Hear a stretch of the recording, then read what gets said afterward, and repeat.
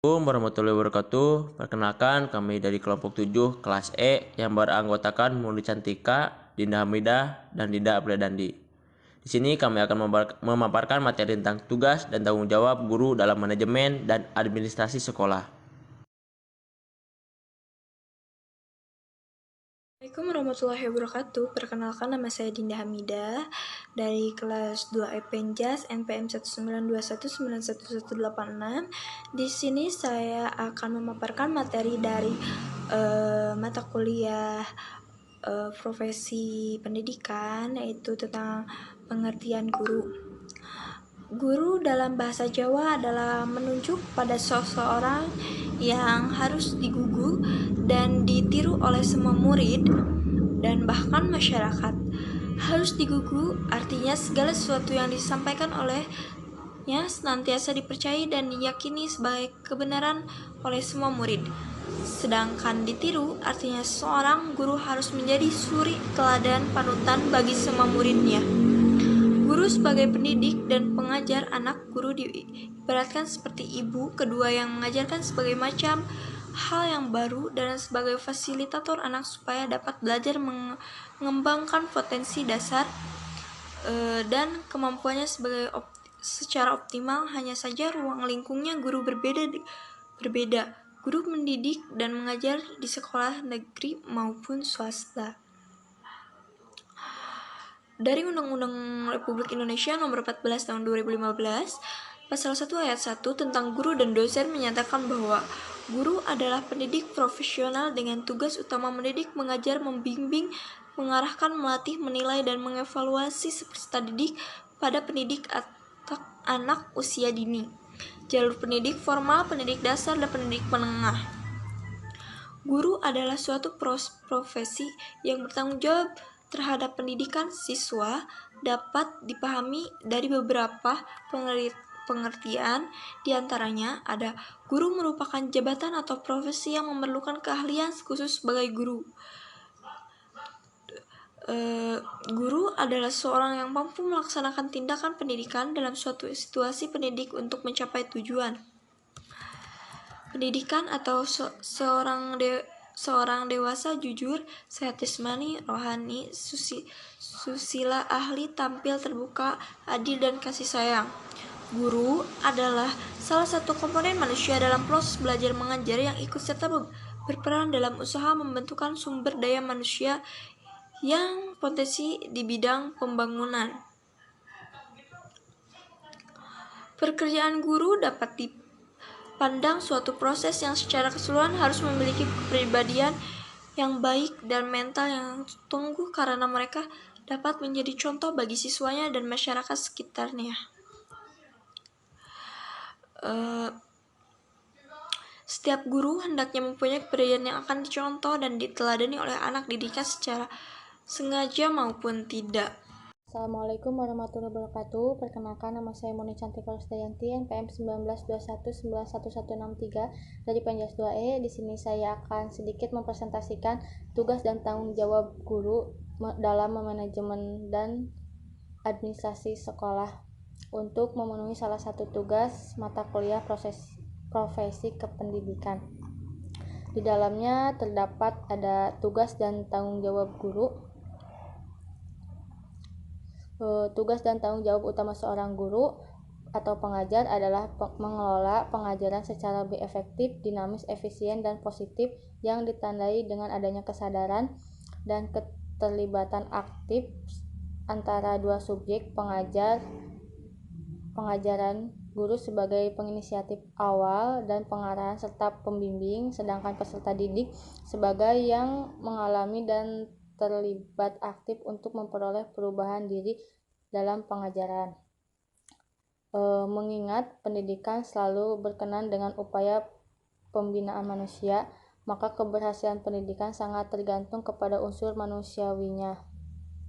Unsur manusia yang sangat menentukan keberhasilan pendidikan adalah pelaksanaan pendidikan, yaitu guru, sebagaimana menurut Nana Sujana tentang guru. Guru adalah ujung tombak pendidikan sebab guru secara langsung berupaya mempengaruhi dan mengembangkan kemampuan siswa menjadi manusia yang cerdas. terampil dan bermoral tinggi. Sebagaimana ujung tombak, guru dituntut memiliki kemampuan dasar yang diperlukan sebagai pendidik dan pengajar. Guru adalah suatu tugas yang sangat mulia karena mempersiapkan anak didiknya supaya bergantung bagi nusa bangsa bertakwa kepada Allah Subhanahu wa taala. Menurut Umar Muhammad Al-Tami Al-Sabani bahwa metode mengajar adalah jalan seorang guru untuk memberi paham kepada murid-muridnya dan merubah tingkah lakunya sesuai dengan tujuan yang diinginkan. Di antaranya, sebagai pengajar dan pendidik, berarti guru berperan sebagai penyampaian gagasan, ilmu pengetahuan, informasi, dan nilai-nilai hidup serta keterampilan sikap-sikap tertentu pada peserta didiknya. Dan tugas kewajiban guru sebagai dijelaskan oleh Etika Tikawati bahwa aktivitas dan kewajiban guru meliputi hal-hal sebagai berikut. Yang pertama dalam bidang administrasi kurikulum, yang kedua dalam bidang administrasi murid, dan yang ketiga dalam bidang administrasi sarana pendidikan, dan yang keempat kegiatan gabungan sekolah dengan masyarakat. Assalamualaikum warahmatullahi wabarakatuh. Di sini saya Dida Perdandi IPM 192 191 176 akan memaparkan materi tentang tugas dan tanggung jawab guru dalam manajemen dan administrasi sekolah. Yang pertama adalah peran guru dalam manajemen kelas. Peran guru dalam manajemen kelas.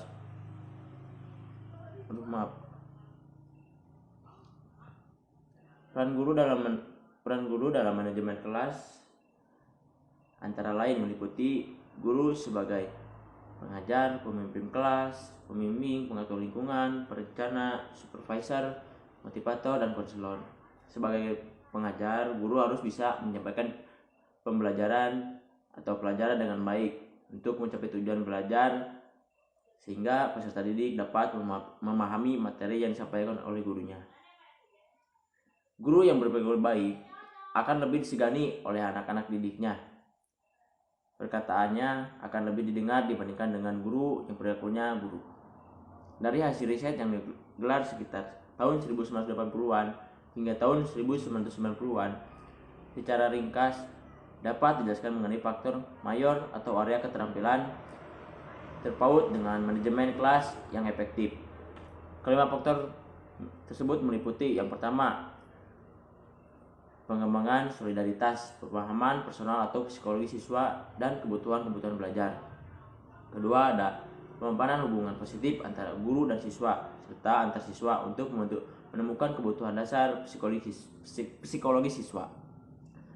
Selanjutnya, yang ketiga ada pengimplementasian metodologi pengajaran yang memfasilitasi belajar optimal dengan jalan memberi respon kebutuhan akademik siswa dan kelompok. Yang keempat ada penggunaan metode organisasi dan pengelolaan kelompok dan dapat memaksimalkan perilaku tugas siswa. Yang kelima ada penggunaan metode-metode konseling dan penataan perilaku yang diperluas untuk membantu siswa yang tidak dapat menjawab soal-soal ujian. Yang kedua ada tugas guru dalam manajemen perilaku siswa. Guru akan menemui anak yang memiliki kemampuan akademik tinggi, sedang, ataupun rendah. Guru juga akan mendapatkan anak yang kuat, sedang, ataupun lemah fisiknya. Yang kesemuanya itu membutuhkan perhatian yang berbeda-beda. Biasanya siswa yang bermasalah menjadi beban tersendiri bagi seorang guru karena dia dituntut harus mampu mengatasinya. Maka tak jarang kita menemui beberapa kekerasan dalam sekolah yang dilakukan oleh guru-guru yang amatiran atau tidak profesional. Beberapa faktor yang biasanya menyebabkan anak berperilaku buruk adalah faktor sosial, ekonomi, kultural, agama, jenis kelamin, ras, tempat tinggal, perbedaan potensi kognitif, kesehatan dan kebiasaan hidup, dan masih banyak lagi. Ini berarti ada tantangan serius bagi sekolah untuk menciptakan iklim yang kondusif. Pertama, yang harus dilakukan yang pertama, memperkuat kinerja dan misi akademik sekolah. Kedua, menetapkan tata aturan dan prosedur disiplin yang jelas dan standar, serta mengikat semua anak didik. Yang ketiga, ada melembagakan dan memberi keteladanan mengenai norma-norma etik yang menjadi pemandu hubungan antar subjek di lingkungan sekolah. Selanjutnya ada tanggung jawab guru dalam administrasi sekolah. Sebagaimana kita ketahui bahwa tugas wajib guru adalah mendidik atau mengajar. Tetapi di samping mengajar, guru juga melaksanakan tugas-tugas administrasi yang berhubungan dengan pendidikan. Tugas-tugas tersebut yang disebutkan bahwa guru berfungsi sebagai administrator.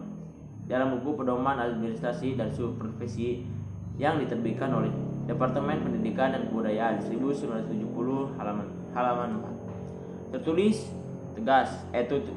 tugas dan tanggung jawab guru sebagai administrator. Yang pertama ada menguasai program pengajaran atau garis-garis besar program. Yang kedua, menyusun program kegiatan mengajar. Yang ketiga, menyusun model satuan pelajaran dan pembagian waktu. Yang keempat, melaksanakan tata usaha kelas, antara lain pencatatan data murid. Dan untuk secara umumnya, tugas guru yaitu yang pertama administrasi kurikulum, yang kedua administrasi personal, yang ketiga administrasi murid, yang keempat administrasi tata laksana atau ketatausahaan, yang selanjutnya administrasi saran, dan yang terakhir ada kegiatan hubungan sekolah dengan masyarakat. Dari keenam komponen tadi ada beberapa hal yang menjadi tugas dan tanggung jawab guru, diantaranya adalah yang pertama dalam bidang administrasi kurikulum. Yang termasuk dalam administrasi kurikulum yaitu tugasnya menyusun program mengajar sesuai dengan garis-garis besar program pengajaran atau GBPP dalam kurikulum yang berlaku. Menyusun model satuan pelajaran beserta pembagian waktunya. Yang ketiga, merencanakan dan melaksanakan program evaluasi pendidikan, tes formatif atau tes sumatif atau EBTA. Yang selanjutnya ada memberikan bimbingan belajar kepada murid. Kemudian yang kedua, dalam bidang administrasi murid. Yang termasuk ke dalam bidang administrasi murid, yang pertama ada menjadi panitia dalam penerimaan murid. Yang kedua, mempertimbangkan syarat kenaikan kelas atau kelulusan. Yang ketiga, menyusun tata tertib sekolah. Yang keempat, membantu mengawasi dan membimbing organisasi murid. Yang kelima, berpartisipasi dalam kegiatan upacara sekolah. Selanjutnya dalam bidang administrasi sarana pendidikan. Yang pertama ada inventarisasi alat peraga pada bidang studi masing-masing. Yang kedua, merencanakan dan mengusahakan buku pegangan baik untuk guru maupun murid. Yang ketiga ada mengatur penggunaan laboratorium sekolah. Selanjutnya kegiatan hubungan sekolah dengan masyarakat. Bentuk kegiatan hubungan masyarakat yang melibatkan guru antara lain: pertama, pengabdian pada masyarakat, misalnya memberi ceramah, ikut membina karang taruna, bekerja sama dengan masyarakat sekitar, dan sebagainya.